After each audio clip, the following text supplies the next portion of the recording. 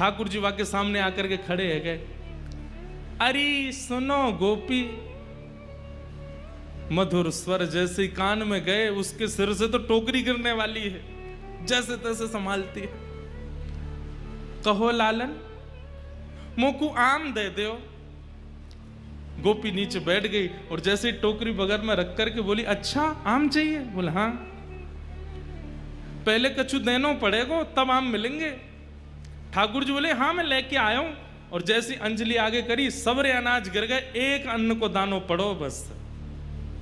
ठाकुर जी कह रहे जे बच्चो है।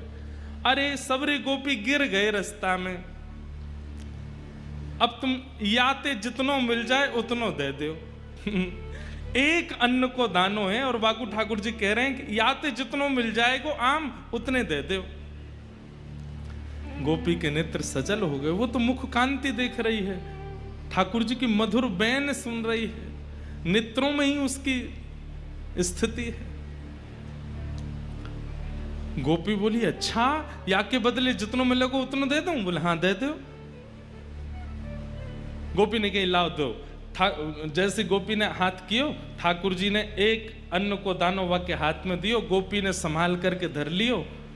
अब तो लेकर के महाराज एक आम हाथ में, दूसरो आम दूसरे हाथ में, दूसरो आम और दियो, तीसरो आम और दियो, 4-5 आम ठाकुर जी को पकड़ा दिए। ठाकुर जी ऐसे खड़े है गए, 4 आमन में ही ठाकुर जी तो भर गए, छोटे से हैं। बस गोपी इतना ही बहुत है। वो ना है, तुमने जो दियो बातें तो और ज्यादा मिलेगा, लेके जाना पड़ेगा। ठाकुर जी बोले अब कैसे देगी? तो गोपी अपनी एक चुनरी उतार करके ठाकुर जी की कमर पे बांधे और वह कमर में कस के बांधी वही चुनरी में एक आम यहाँ खोस दियो, एक आगे खोस दियो, पीछे खोस दियो, ऐसे करके चारों तरफ आम खोस दिए कमर पे। आज ठाकुर जी ने आम की कोंदनी पहनी है। आम की कोंदनी पहन रखी है। वही चुनरी को नेक छोड़ बचो है तो वही हाथ पे बांध दिए, तो 1-2 आम यहाँ लगा दिए, दूसरी तरफ यहाँ पे 1-2 आम लगा दिए। चुनरी को एक छोड़ और फाड़ करके सिर पे बांधो, 2 आम यहाँ लगा दिए, एक आगे एक पीछे लगाए दियो। ठाकुर जी बोले अब तो मैं गिर जाऊंगा, इतना भारी है गए हो। गोपी बोली अब जाओ। अब ठाकुर जी ने ऐसे आम भर रखे हैं, सिर पे भी आम लग रहे हैं, यहाँ पे वो आम फंसे हुए हैं, यहाँ पे वो आम लगे। अब ठाकुर जी जब चले तो ऐसे चल रहे हैं कोई गिर नहीं जाए।